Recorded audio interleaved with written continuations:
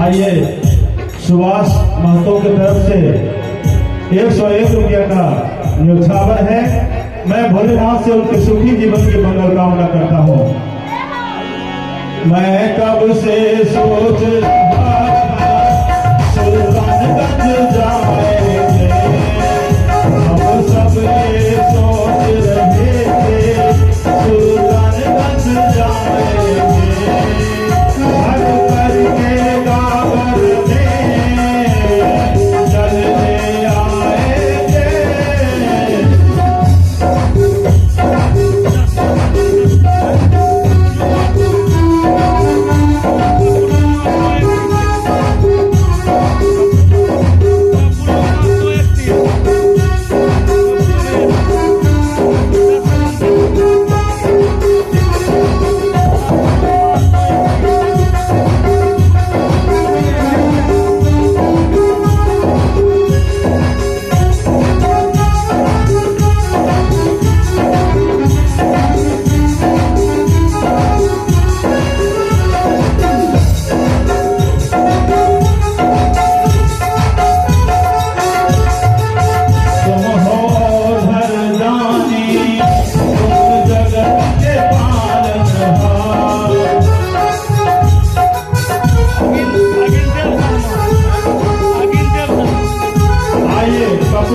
की धर्मपत्नी की तरफ से 31 रुपया, अग्निदेव शर्मा की धर्मपत्नी की तरफ से 51 रुपया का न्यौछावर है। मैं भोलेनाथ से उनके सुखी जीवन की मंगल कामना करता हूँ।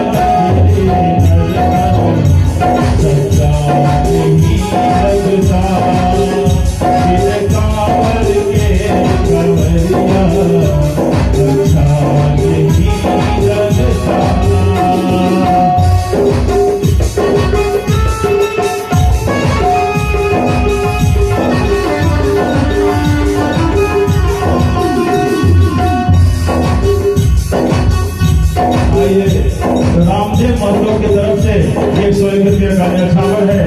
मैं भोलेनाथ से उनके सुखी जीवन की मंगल कामना करता हूँ। तुम हो भरदानी, तुम जगत के पालनहार, सब द्वार खड़े हैं तेरे, जल देने को तैयार।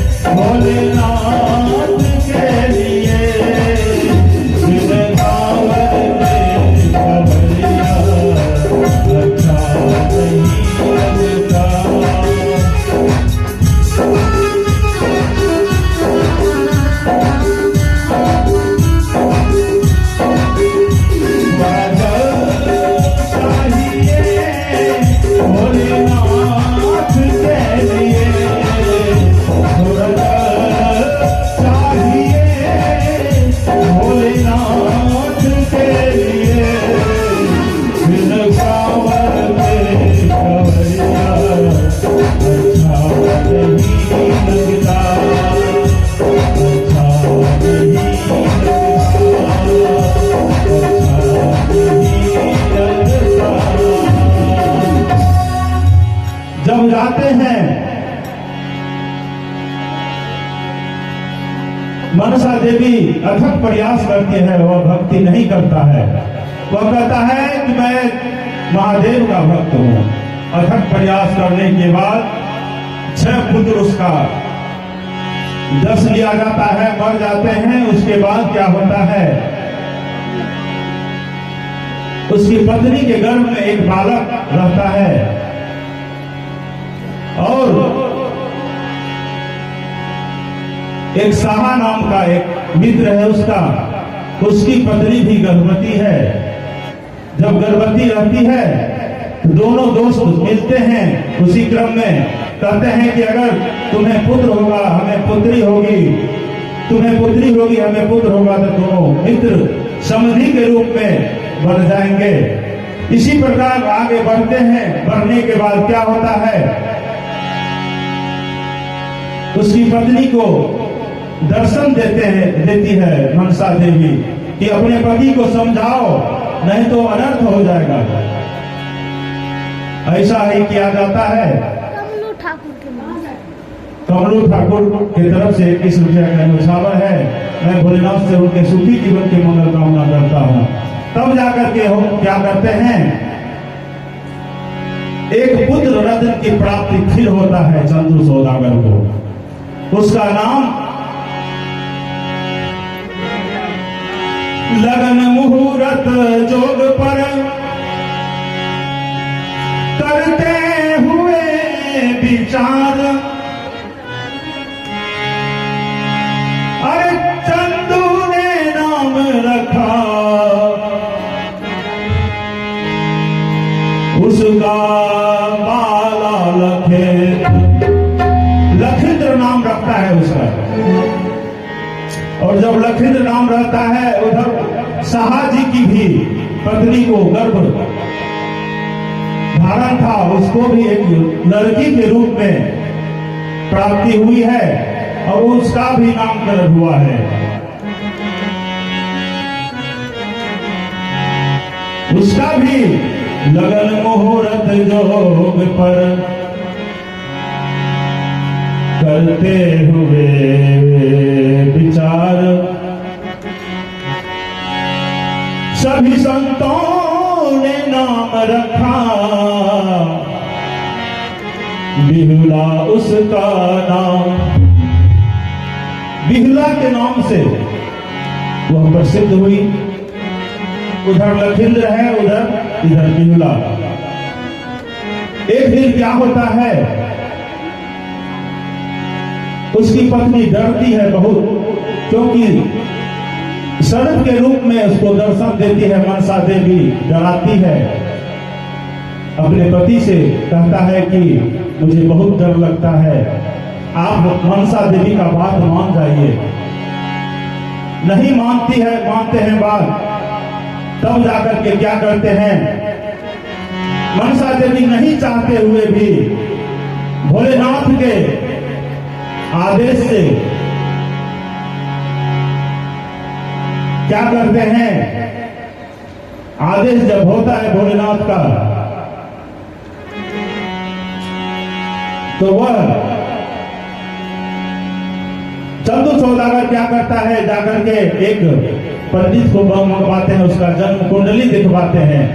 जन्म कुंडली में देखता है कि उस शादी के प्रथम रात में उसकी मृत्यु सर्प के डसने से होगी।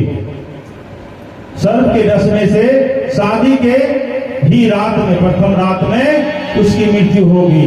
डर जाती है दोनों, उसकी पत्नी भी डर जाती है। तब तक में उसके मित्र भी सुन लेते हैं ये बात। बहुत प्रताड़ित होते हैं, बहुत प्रताड़ना होती है। और बिहुला मां भगवती का बहुत बड़ा भक्त थी। और एवं प्रकार से ऐसा होता है, किसी तरह से बिहुला और लखेंद्र का शादी होता है। जब बिहुला लखेंद्र का शादी होता है,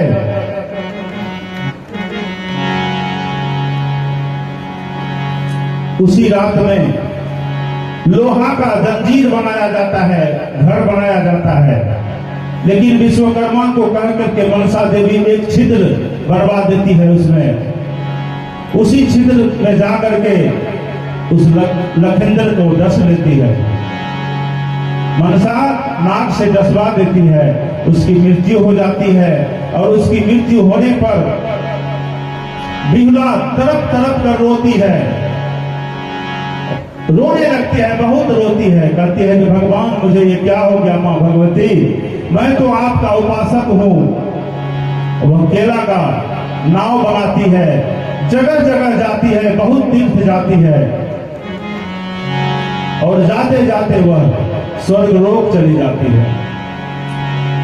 अभी तक सखी में दो ही नाम है, एक बिहुला का, एक दूसरा सावित्री का, जो स्वयं स्वशरीर स्वर्ग गई है। कथा तो बहुत विस्तार है, मैं इसको शॉर्ट में बोलता हूं। और उसको रोती हुई किशोरी को याद करते हुए बिहुला बहुत रोती है, जाती है। इधर चंदू सौदागर को बहुत कहने पर, अपने पत्नी के कहने पर कि मान जाइए, बात मान जाइए, तब जाकर के भगवती मनसा देवी का वह पूजा करने के लिए तैयार होता है। इधर क्या होता है, वह स्वर्ग लोक चली जाती है। स्वर्ग लोक में जाकर के बहुत दिन के बाद स्वर्ग लोक जाती है।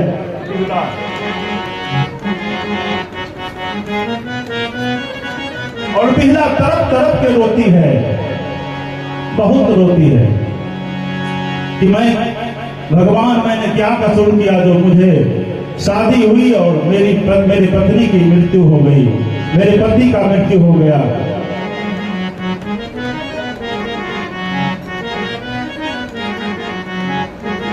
अहोरा जबे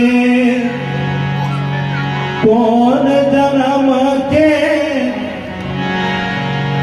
दुख बा हमारा दहिए दिलाए राजा।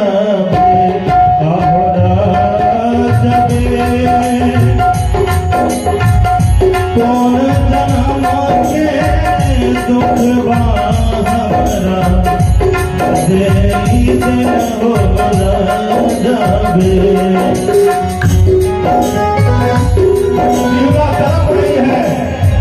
केला के थाम लेकर के जा रही है नाव पर, अपने पति बाला लखींदर को नाव पर चढ़ा करके सभी तीर्थ घुमाती है कि किसी तरह जी हो जाए, जीव आ जाए। अहोरा जबे चुटकी सिंदूरवा हमरा देके बियाह में कर हो जाबे। अहोरा जबे चुटकी भर सिंदूरवा देके हमरा बियाह बनवल हो जाबे।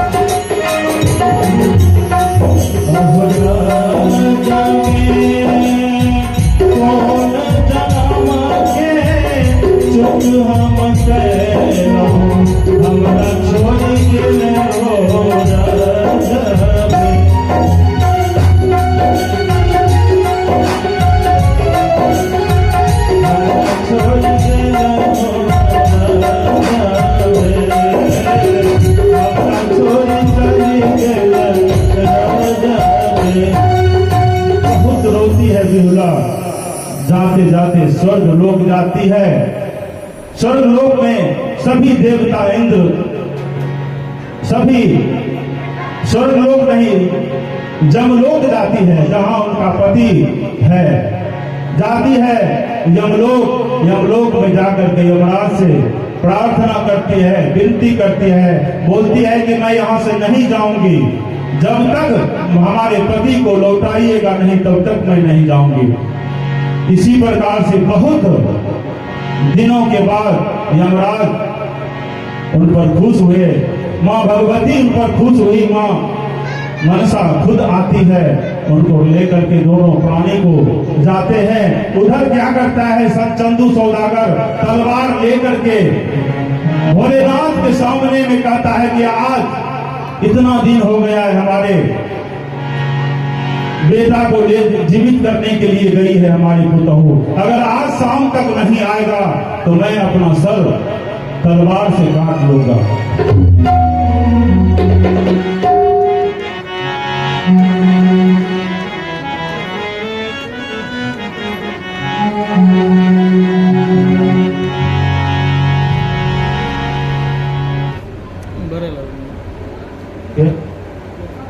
बड़े लाल महतो की तरफ से 51 रुपया का दान है।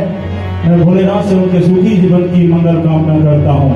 और गा रहा है भक्ति में कि मैं महाकाल का भक्त हूँ, बोल बम के नारा बा हुई है एक सहारा बा, बोल बम के